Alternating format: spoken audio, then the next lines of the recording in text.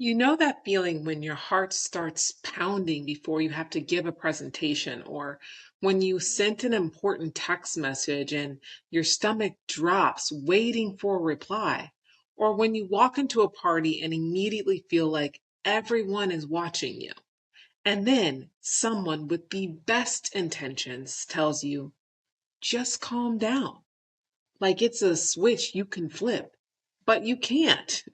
And that just makes you feel worse, like there's something broken inside of you that you can't fix. What if the problem isn't that you're anxious?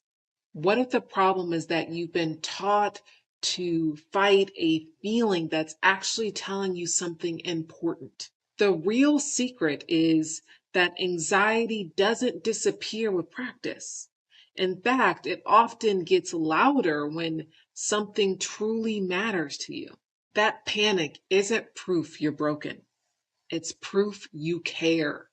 And today we're going to learn how to stop fighting it and start using it as energy. I'm Jessica Davis, licensed therapist, mindset coach, and the creator of the Courage Method. I specialize in helping teens and young adults build confidence, courage, and purpose. If you want something you can use the moment anxiety shows up, please download the Anxiety Survival Toolkit in the description. It gives you clear steps to stay grounded when your anxiety starts to race. Also, quick reminder, this video is here to support and guide you, but it is not a replacement for talking to someone in real life. If you're struggling with your mental health, please reach out to a therapist. And if you're in crisis, contact emergency services or a local helpline. You don't have to go through it alone. All right, let's break down what's actually happening in your brain when anxiety hits. Because once you see the pattern, you really can't unsee it. Your brain has this weird glitch. It's designed to keep you safe, so it's always on the lookout for danger. But sometimes it gets its wires crossed and starts treating things that are just important as if they're life threatening.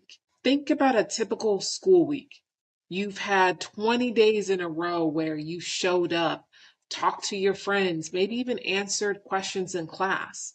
20 days where nothing catastrophic has happened. Then, on day 21, you have to give a presentation. And your brain goes, okay, but today is the day it all falls apart. Suddenly you're convinced your mind will go blank. You'll say something stupid or everyone will laugh and it will be a social ruin. But here's the wild part. This glitch doesn't just happen to you. It happens to the people at the absolute top of their game. Michael Jordan, 6 NBA championships, 5 MVPs, widely considered the greatest basketball player ever to play the game. I think he's the GOAT. Debate me if you want in the comments. But he said in an interview, I was pretty much nervous before every game. Did you hear that? Every game. A guy who won at the highest level over and over again still felt his brain saying, but what about this time? That's the core of the anxiety loop. Your brain ignores all the evidence of past successes and bets everything on one imaginary worst case scenario. You've probably done this too. I've texted this person before, but this text will sound weird and ruin everything. Or I've gone to practice all season, but today I'll mess up and coach will regret picking me on the team. Maybe it's even I've taken tests before, but this one is the one where my mind will go blank and I will completely get an F on this test. If your best friend said to you, I've done this successfully 99 times, so the 100th time will definitely be a disaster, you would gently tell them that doesn't make any sense, right? You can see the glitch clearly when it's someone else. It feels completely different though when it's your own body freaking out. So the first step isn't to shame yourself for thinking this way, it's just to notice it. to say to yourself, oh, there's my brain running its favorite end of the world movie again. It'd be funny if you include what yours looks like in the comments, but I'm sure there's a whole bunch of end of the world, horrible movies that you guys have created in your mind. But the goal is just to notice the pattern without judgment. That's the first crack in the loop.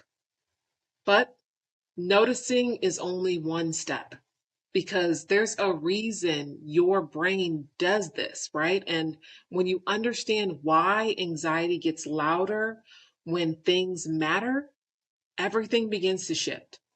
So let's talk about the physical feeling of panic itself. It can be the racing heart, shaky hands, the tightness of your chest that makes it hard to breathe. Or sometimes it's the complete opposite. It's a total shutdown where you feel numb and the words just won't come out. It feels awful. And your first instinct is to make it stop, of course. But what if those feelings are actually a sign? Steph Curry, one of the greatest shooters in NBA history, described it like this. It's an uneasy feeling. It happens fast. It's not a steady progression. I experience it when I'm in the locker room preparing to get locked in for a big game. This is a guy who hits clutch threes in front of millions of people, and he still feels the rush of unease before big moments.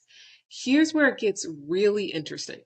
Research in sports psychology shows something super powerful.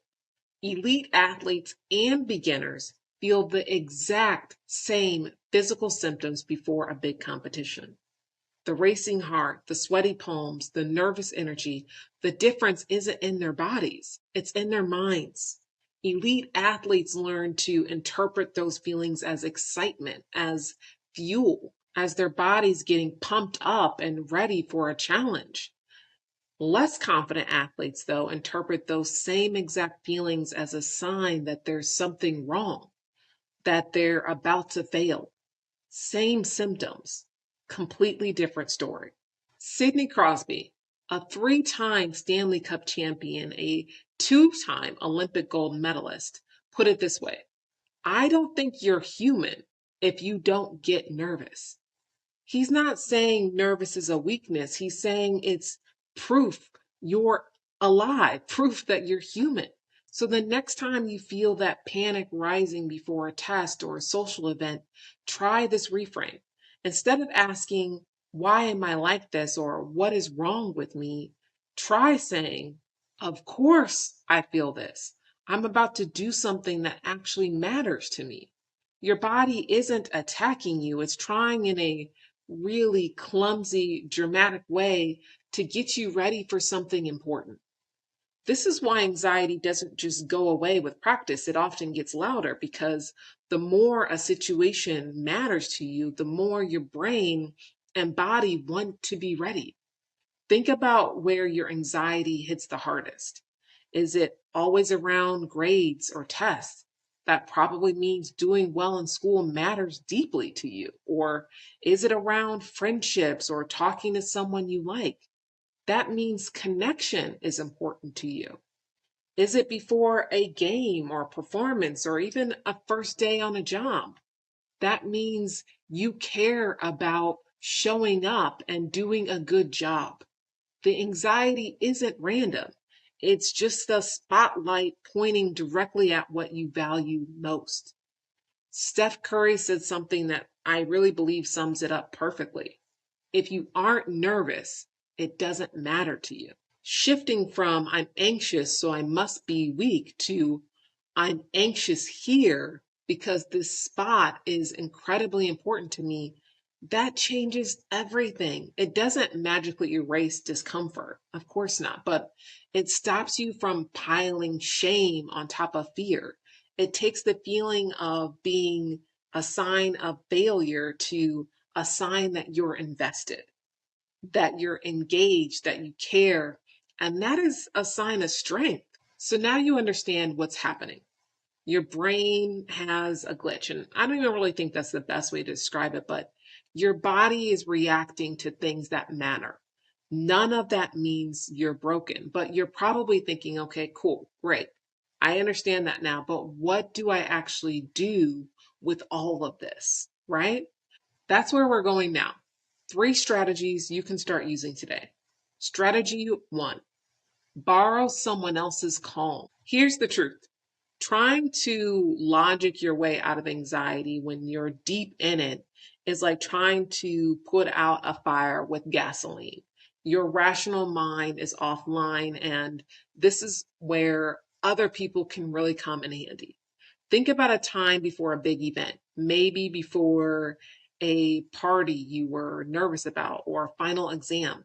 Did you text a friend? That was you instinctively trying to borrow a little bit of their calm. You were looking for a reality check outside the panic spiral in your own head. So let's make that instinct a deliberate strategy. The next time you feel that pre event dread building, try this: text one person you trust. It doesn't have to be a long, dramatic explanation. It can be as simple as, hey, walking into this thing alone is really freaking me out. Send me good vibes. You're not asking them to solve your anxiety. You're asking them to kind of be like a co-pilot for a minute, or in my mind, almost like a motivational, give you a motivational boost to help you see the situation from a less terrifying angle. And here's a surprising benefit. Helping someone else with their anxiety can rewire your own brain. When a friend comes to you panicking about a test, what do you say? You would probably say something kind and reasonable like, you've studied so hard, you know this stuff, it's going to be fine. You see their situation clearly because you're not trapped inside their fear. Now imagine saying those exact same words to yourself. It feels harder, right?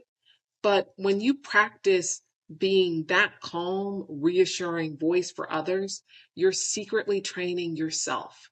You're building the pathways for that kinder, more rational self talk.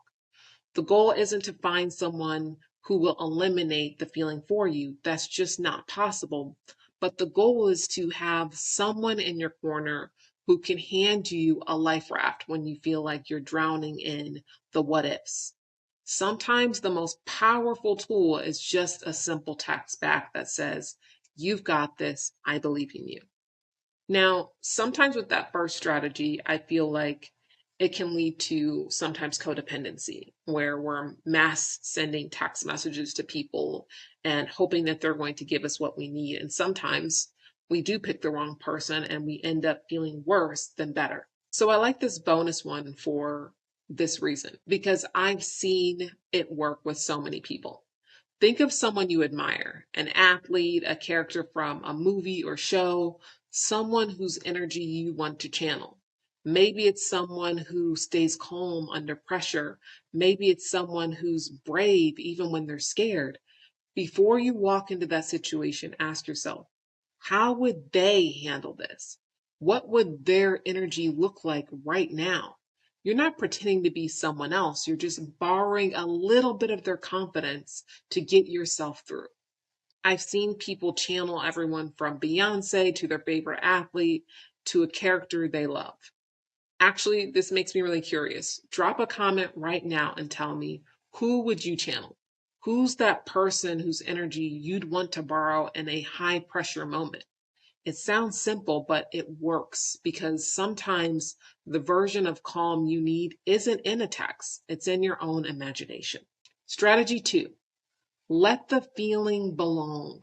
This next shift is one that changes everything when you figure out how to use it. You are, in a way, playing different roles every single day. You're a student giving a presentation, you're the friend having a difficult conversation, you're the new employee on the job. Think about it. Would it actually make sense for a student who's giving a presentation to feel completely zen and relaxed? Probably not, right? It makes far more sense for that person to feel a mix of nerves and excitement. The teen walking into a tryout should have some adrenaline pumping. That's what it looks like to care. This leads to a crucial change in your self talk. Instead of this internal battle of, I have to stop feeling this before I can start, you can shift to a much more accepting thought process, one that's more beneficial, like trying to tell yourself, this is the version of me that cares how this goes.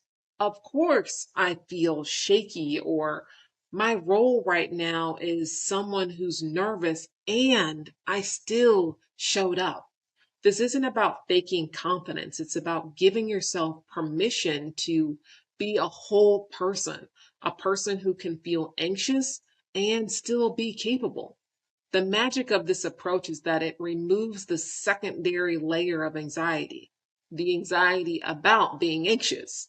When you stop fighting that feeling, you free up so much mental energy that was previously spent on this exhausting battle of, I shouldn't feel this way. That energy can then be redirected towards the actual task at hand. You move from, I have to stop this feeling, to, I can feel this and I can still raise my hand. I can feel this and I can still walk through the door. I can feel this and I can still participate in this activity. Your anxiety isn't a separate entity trying to sabotage you. It's a part of you that's deeply invested in the outcome. When you let it belong, you stop fighting yourself. You acknowledge the care underneath the panic and you allow yourself to move forward, not in spite of your nerves, but with them as part of your story. Strategy 3, redirect the energy. So you've noticed the loop.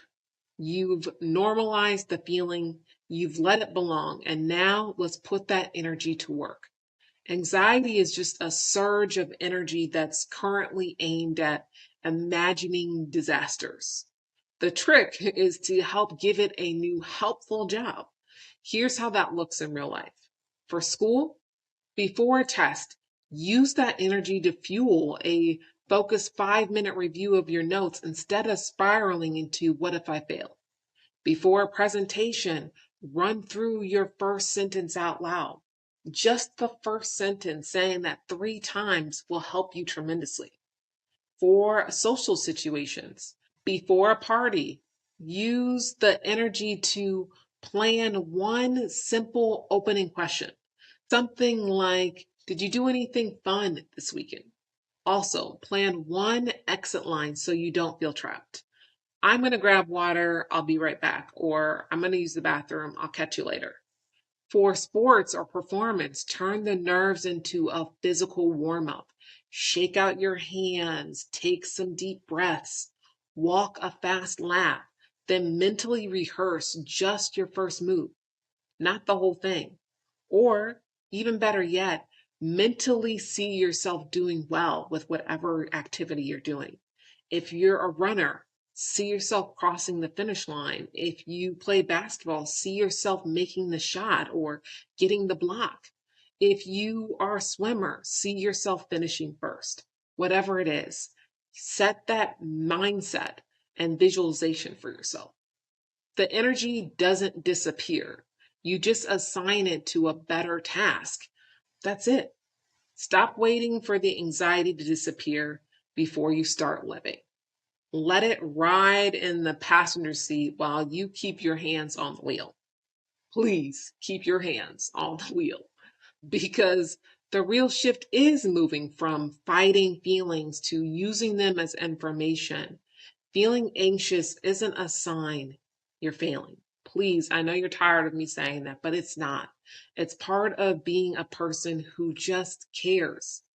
If this video helped, drop a comment and tell me, where does your anxiety show up the most? Is it school, social stuff, sports, something else? I read all the comments and I might use yours in the future episode to walk through exactly how to handle it. And if you're not subscribed yet, you know what to do. Hit that subscribe button. And if you want to keep learning how to manage anxiety, watch this next video. Thank you so much for being here. Until next time, keep moving forward. Trust yourself. And never forget, you have what it takes to block out the noise.